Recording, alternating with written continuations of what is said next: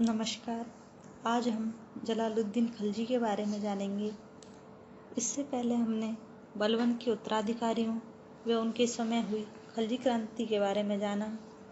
इस खिलजी क्रांति का नेतृत्व जलालुद्दीन खिलजी ने किया और दिल्ली सल्तनत में एक नए राजवंश की नींव रखी, जिसे खिलजी वंश के नाम से जाना जाता है। हमने इसमें ये भी जाना कि कैसे खिलजी वंश की स्थापना की गई। जलालुद्दीन खिलजी के बारे में जानने से पहले हम ये जानेंगे कि खिलजी कौन थे।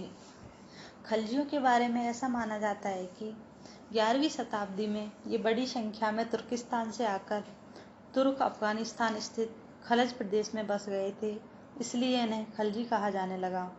उन्होंने अफगानों के रीति रिवाज तथा रहन सहन के तरीके अपना लिए थे, इसलिए भारत के तुर्क अमीर उन्हें अफगान समझते थे।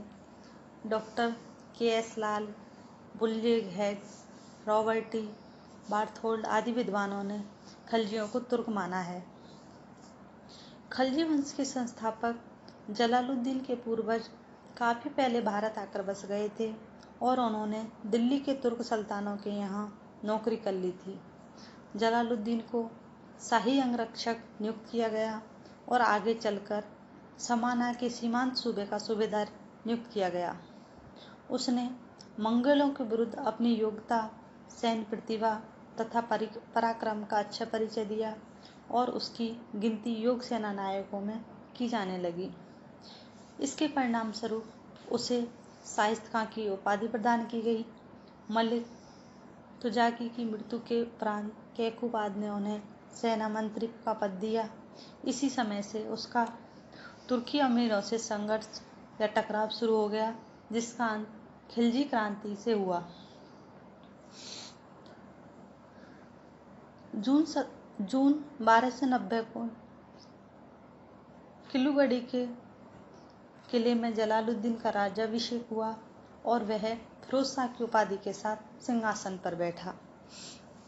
इस समय जलालुद्दीन खिलजी दिल्ली की जनता तथा अमीरों के बीच अप्रिय था। तुर्कों में उसकी अप्रियता का मुख्य कारण खिलजियों को गैर तुर्क समझना था। वे खिलजियों को राजसत्ता का अधिकारी नहीं मानते थे। लगभग 90 वर्षों तक इलवारी तुर्क दिल्ली के सिंहासन पर राज कर चुके थे और उनकी दृष्टि में यह अनुचित था कि कोई गैर तुर्क दिल्ली का मुकुट धारण करे। इसी प्रकार जलालुद्दीन खिलजी बूढ़ा हो चुका था और उसमें वृद्धावस्था की कुछ दुर्बलताएं भी थी, जिसके कारण भी वह अप्रिय था। इसके अलावा फिरोज के अनुयायी खिलजी युवक अत्यधिक महत्वाकांक्षी थे और उन्हें ये लोग संदेह की दृष्टि से देखते थे। इन्हीं कई कारणों से सुल्तान दिल्ली की जनता और तुर्क अमीरों के बीच अप्रिय था और इसी कारण उसने बलबन के महल में अपना राज्याभिषेक नहीं कराया। उसने अपने अभिषेक के लिए किलूगढ़ी के अपूर्ण महल को पसंद किया। वह 1 वर्ष तक नहीं रहा। उसने कैकूबाद के इस अपूर्ण महल को पूरा करवाया और किलूगढ़ी दिल्ली के निकट एक महत्वपूर्ण नगर बन गया। इससे आगे हम जलालुद्दीन खिलजी की गृह नीति या उसकी उदार शासन नीति के बारे में चर्चा करेंगे, जिसमें उनके द्वारा विभिन्न पदों पर दी गई नियुक्तियां, मलिक छज्जी को विद्रोह और सिद्दी मौला के षड्यंत्र के बारे में हम चर्चा करेंगे। सुल्तान ने शासन व्यवस्था में न्यूनतम हस्तक्षेप करने की नीति का अनुसरण किया और पुराने पदाधिकारियों को अपने पदों तथा वेतनादि लाभों का पूर्ववत उपभोग करने दिया। उसने ख्वाजा खातिर को वजीर पद पर, फखरुद्दीन को दिल्ली का कोतवाल और बलबन के भतीजे मलिक छज्जू को, जो अपने वंश का एकमात्र व्यक्ति रह गया था, को कड़ा मानिकपुर का सूबेदार बने रहने दिया। उसने अपने पुत्रों को उच्च पदों पर नियुक्त किया। सबसे बड़े लड़के महमूद को खानखाना की पदवी देकर दिल्ली के निकटवर्ती क्षेत्र का शासक नियुक्त किया। दूसरे लड़के को अरकली खां की पदवी दी और तीसरे को कद्र खां की। उसने अपने चाचा को ताजुल मुल्क की पदवी दी। अपने भाई को योगेश खां की पदवी देकर आरिज ममालिक पद पर नियुक्त किया। इसी प्रकार अपने बड़े भतीजे और दामाद अलाउद्दीन को अमीर तुजक और छोटे भतीजे अलमास बेग को अकूर बेग का पद दिया। उसने अपने एक निकट संबंधी अहमद चप को अमीर हाजिब के पद पर नियुक्त किया। जलालुद्दीन ने दूसरों को प्रसन्न रखने की नीति अपनाई। उसने शांति, दया तथा उदारता से काम किया। जहाँ तक संभव हो सका बिना रक्तपात के शासन करने का प्रयत्न किया। उसे इस बात की हमेशा चिंता रहती थी कि पुराने अमीरों तथा जनता से उसकी कोई टक्कर न हो जाए। यही कारण था कि उसने लगभग 1 वर्ष तक पुराने नगर को अपना निवास स्थान नहीं बनाया। अंत में जब कोतवाल फखरुद्दीन के नेतृत्व में दिल्ली के नागरिकों ने उसे आमंत्रित किया तो भी वह बलबन के महल के चौक में घोड़े पर सवार नहीं हुआ। पुराने सिंहासन पर बैठने से भी उसने इसलिए इनकार कर दिया क्योंकि वह पहले सेवक के रूप में उसके सम्मुख खड़ा हो चुका था।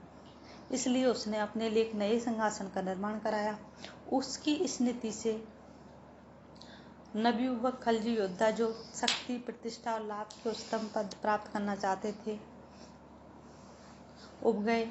उनमें से कुछ तो उसे बुद्धिहीन, सठियाया हुआ तथा सिंहासन के लिए अयोग्य समझने लगे। वे उसे अपदस्थ करके अपने में से किसी को गद्दी पर बिठाने की इच्छा करने लगे। जलालुद्दीन खिलजी के राज्याभिषेक के लगभग 2 महीने बाद ही बलबन के भतीजे मलक छज्जू ने विद्रोह कर दिया। उसने सुल्तान मुगीसुद्दीन की उपाधि धारण की और सिंहासन पर अधिकार करने के लिए दिल्ली की तरफ कूच किया। अवध का सूबेदार हातिम खां और अन्य तुर्क सरदार भी उससे मिल गए। उसके पुत्र अरकली के नेतृत्व में उसकी सेना ने बदायूं के निकट विद्रोहियों को पराजित किया। मलिक छज्जू सहित अन्य तुर्क सरदारों को बंदी बना लिया गया और बदायूं में सुल्तान के समक्ष पेश किया गया। विद्रोही बंदियों की दुर्दशा देखकर सुल्तान द्रवित हो उठा और उन्हें मुक्त करने की आज्ञा दी। उसने मलिक छज्जू के अनुयायियों को इसलिए खुले रूप से प्रशंसा की कि वे अपने स्वर्गीय स्वामी बलबन के एकमात्र उत्तराधिकारी के प्रति वफादार थे। जवान खलजी पदाधिकारियों व उसके पुत्रों ने उसकी नीति का विरोध किया, परंतु सुल्तान का एक ही तर्क था कि क्षणभंगुर राज के लिए मैं एक भी मुसलमान का वध करना पसंद नहीं करता। अरकली को मुल्तान की सूबेदारी देकर वहां भेज दिया और मलिक छज्जू को भी उसी की देखरेख में रखा। कड़ा मानिकपुर की सूबेदारी सुल्तान के भतीजे अलाउद्दीन को मिल गई। इसी प्रकार उसने डाकुओं तथा ठगों के प्रति भी दयालुता का व्यवहार किया।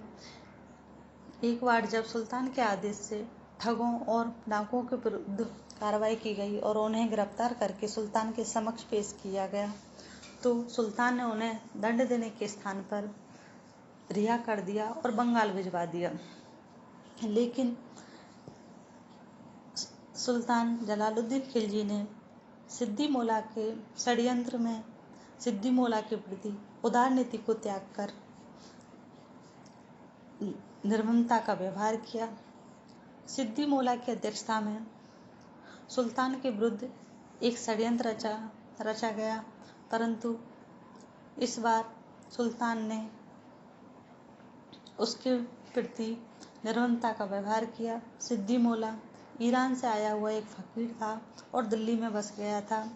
बड़े बड़े अमीर उसके यहाँ आते थे, जिसके उसमें राजसत्ता प्राप्त करने की इच्छा जाग उठी थी। उसने एक खानका भी बनवा रखा था जहाँ पे हजारों निर्धनों को भोजन कराया जाता था। यहीं पर अमीर लोग राजद्रोह और षड्यंत्र की बातें किया करते थे। कुछ लोगों ने स्वर्गीय सुल्तान नासिरुद्दीन महमूद की पुत्री का विवाह सिद्दी मौला से करके उसे सिंहासन पर बिठाने का षड्यंत्र रचा। जलालुद्दीन के सम्मुख जब इस षड्यंत्र की सूचना पहुंची तो उन्होंने सिद्दी मौला को गिरफ्तार करके अपने सम्मुख बुलाया।